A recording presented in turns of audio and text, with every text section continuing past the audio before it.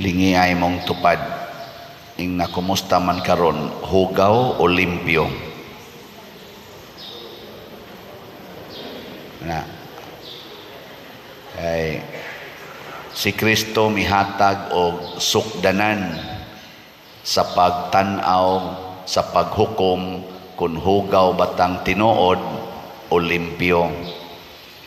Ang mga Pariseo nagsigig tan-aw sa gawas sa tao ug anha sila mohukom kung hugaw ba og limpyo ang maong tao o maong butang.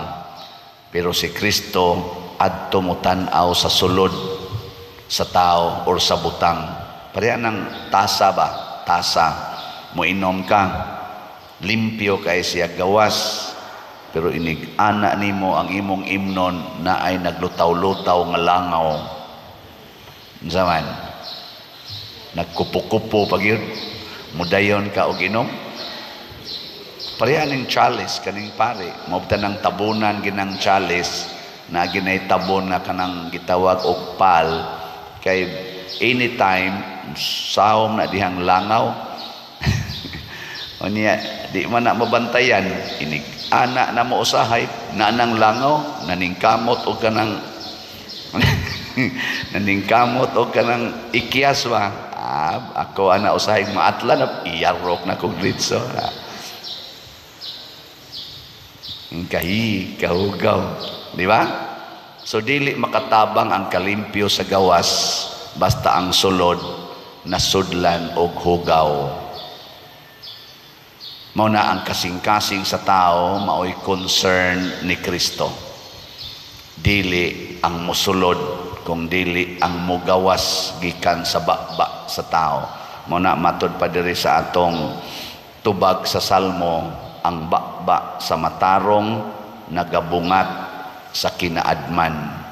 Kanus ang mailhan ang tao nga hugaw og limpyo, ang gibungat sa iyang bakba ug ang gibuhat sa iyang lawas. Nayuban limpyo kaayo, pero ang gibuhat nahimong prostitute. Gibaligya ang iyang lawas nga limpyo aron makakwarta. Daghan aron na ay gitawag og low grade nga prostitute, na asay high grade nga prostitute. Na ilingay mong tupad ing na di ka prostitute.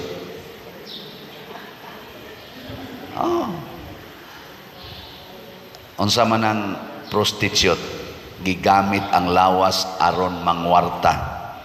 Ang uban ana kana mga low grade prostitute, kana bang sexually magpagamit sila bisan kinsa. Kanang mamaligya gyud bas lawas na ay mga kuan sila, mga bugaw ana. Ang high grade prostitute kanang mo-maintain og usa ka kabit nga dato nya, himuan din siya balay, palitan siya mga tanan niyang gusto, alahas, mga sakyanan, tagaan siya dagko na kaing bank accounts ana. Mo na gitawag og high grade prostitute. Di na magtakli-takli dayon niya kung mapurdoy na ning iyang gikabit, di na makahatag, wa na ka reject na ka, ngita na sa kogmintinonon nga kabit nya. Ilagi ng paninduton ilang lawas, guwapa kay na sila, nindot kay na sila, or guwapo kay na sila, haron daghan yung madani ana. Nga napagi third, professional prostitute. Unsa man na? Kana bang mga professional, daghag mga kursong nahuman, pero ilang gigamit ang ilang kurso ug ang ilang mga degrees sa pagpangwarta ana. Pareha ning nagwali, daghan man ning kurso. Kining akong pagdupa-dupa o kining atong kolekta kun para ni pangwarta, prostitute ko ana. Na maligya sa akong lawas o sa akong abilidad aron lang ko makakwarta. Og maunay makahugaw nato kung magsintro na tas kwarta. Ang atong kasing-kasing nahigugma nas kwarta, wala na mahigugma sa atong isig katao. Sige, lingi ay mong tupad. Ingna siya, kinsa imong gihigugma, ako o ang imong kwarta? Sige, ingna. Sige. Nya mo ingon gani siya nga, simpre ang akong kwarta, professional prostitute ka. Ngayon ba, manguhag daghan kay mga degrees, nya manindot kay mga eskwelahan, kanang yung mga mahalon, mga Harvard, mga unsa pa na diya. Aron lang yun, dako sila og selling value or price nila. Inigtrabaho na nila. Harvard gikan, masters of this, doctor of this, unya gikag Harvard, maura ni imong sweldo. Ilang gibaligya ang ilang lawas. Muna si King Solomon, wa na maligya. Unsa may iyang gibungat kanunay, ang kaalam sa Dios.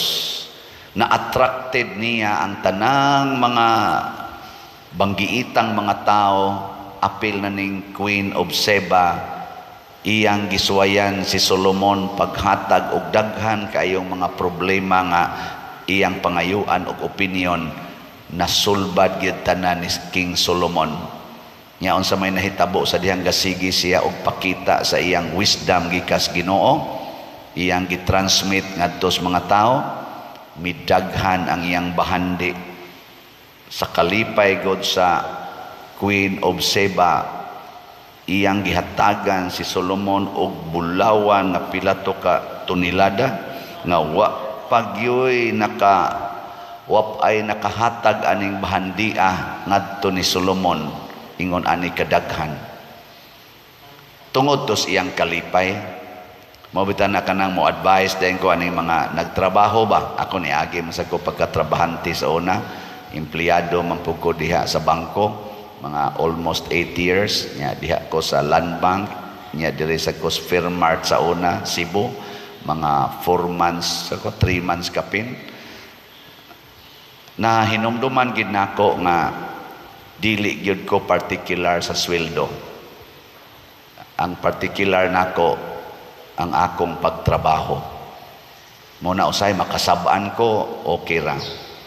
Wa ko'y kwarta, maglakaw na lang ko usahay. Wa na ko'y ikapalit tambal sa akong mga masakiton, paralyze akong papa, paralyze akong maguwang, okay ra. Pa-overtime mon kog maayo, way bayad, okay ra. Ana. Iligya imong tupad. Ang naunsay imong mas importante, trabaho o sweldo?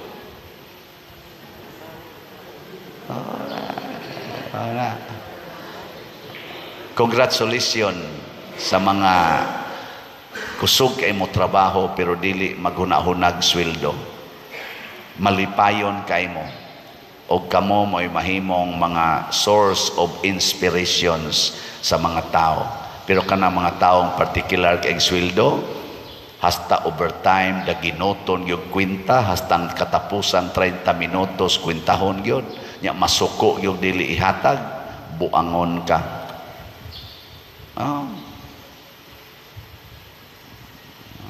Tutok-tutok pa mo niya.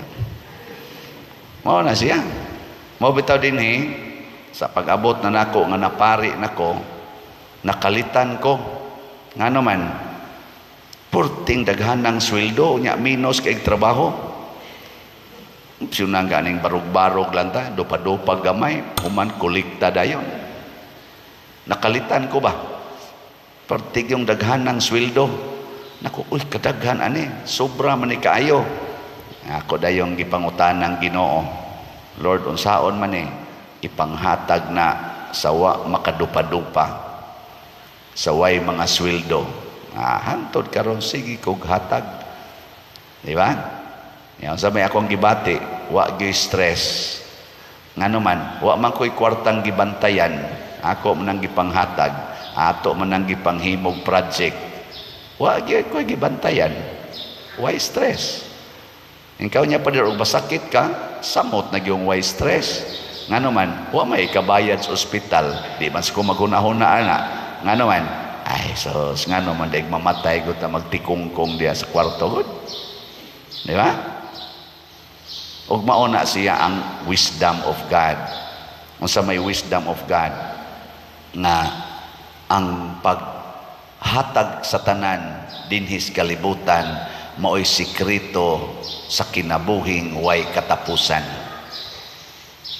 Usbon ako ha, ang paghatag sa tanan nga naa nimo dinhis kalibutan mao'y sikreto sa kinabuhing way katapusan. Mo nang ningon si Kristo, kung gusto kang malangit, ibaligya ang tanan mong katigayunan ug ihatag ang tanan ngadtos mga kabos ug maangko nimo ang kinabuhing way katapusan.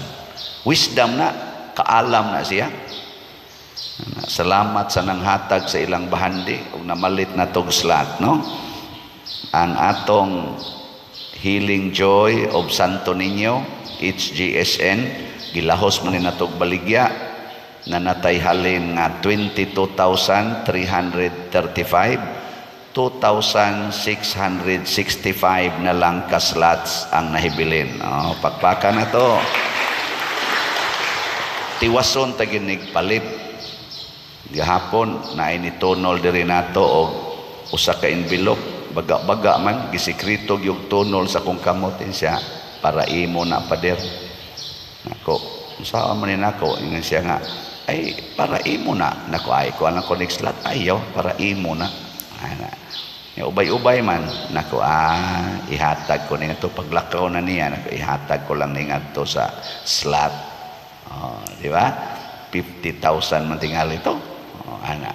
Di ato pa na ubay-ubay gyud nya ang ato sang 50 slot challenge niabot nag 191 ka 50 slot challenge 5,000 pud ni siya. O ato sang pakpakan ang nagpa-challenge nya ang ato sang SBF dag ni uminto na sad niabot na gyud og 10,058 slots ang atong halin. Pakpak na sad. Napay 49,942. Nganong sige mangitag baligyag slot din he. Nag-agap batag kwarta? Wala. Ang atong gidamgo nga kining atong pagpractice nining kamatuoran sa kinabuhi nga mag-inambitay kita mubunga unta o kanindot sa atong katilingban. Ang Queen of Sheba pag-adto niyan sa gingharian ni King Solomon, nakaingon siya, pagkanindot sa palasyo nga imong gihimo, pagkanindot sa mga butang nga imong gigamit, ang sistema sa imong pagpaalagad, ang imong mga opisyal, ang mga gisulob sa imong mga staff, pagkanindot. Dinhi sa atong parokya og naay mo anhi dinhi di maginiingong nindot kayo pero magsige sa sila ingon ay sila kanindot sa di ba no nindot kay imong simbahan gamay ra natong simbahan mura ra man kapilya pero nindot sa kalimpyo ana mga lingkuranan kalimpyo kanindot tan-aon ngadtos gawas nganhi sulod hasta ngadtos opisina ana makaingon ka nga gitinuod gyud ana no hastang atong pagkaon bisag buwad mulami og utan mulami gyud kay nagsaw gitag kaon kitang tanan mga on gumi na ka na pamahaw 20 gumikapin magdungan og kaon kada ginakaon lami ba yan na ikaon kanang naa kay kadungan di ba pero ikaw na lang ganing usa gaapong sa imong lamisa nya napagidaghan kay kang mga problema bisag unsa kalami gibutang diha luod kanang asawa ikaw na lang usa maglingkod nya naghuna-huna kang ang imong bana tuas kabit nya imong mga anak tuaras computer tuaras TV way lami ikaon pero magdungan mo diha wa mo kapalit og cellphone wa mo kapalit og laptop porti pag yung buslutunas inyong balay pero gadungan mo kaon inyo ng putol-putulo ng naang tinapanan or kanang naang lawlaw nga kana ganing tinabal imo ng putol-putulon bahin-bahinon ano suwa anang utan og mais nya naa mong tanan nangasabong diring ubang mga mumho sa imong anak ngari dapay gagas ang sipon ngari padong kaon ngadto pagkanindot Nindot talaga na mga waypurol na ngaon na nagalibot mo diha. Nindot kayong kaon ay mag-inilugay man to nang os buwad sos kusi-kusi ana hasta kung katapusang mata supsupon paguna. Pero daghan kay gipanglabay mga adobo, mga hamonada nga panos na lang wa ginahilabot kay luod ikaon niining lamisa nga lonely kayo. Kay wa maghigugmaay kay ang mga naong o ang mga lawas ray nindot pero ang kasing-kasing dunot. Di katapos ang lingi imong tupad ing na nindoto na nato atong kasing-kasing ha. Ing na. Ha, nindoto na nato. Di ba? Maglinimpyuhay na ta. Og unsa may makalimpyo ani ang gugma ragyod nga Dios non. Kana bang way pili nga paghigugma? Kana bang paghigugma nga anda mo antos? Kana bang paghigugma nga nakasentro sa tao, wa makasentro sa kwarta o butang? Kana bang paghigugma nga nakasentro sa kaluwasan sa kalag, dili lang sa katagbawan sa lawas? Mao nay gugmang Dios non. O kung ato nang praktison, nindot kayo ang kinabuhi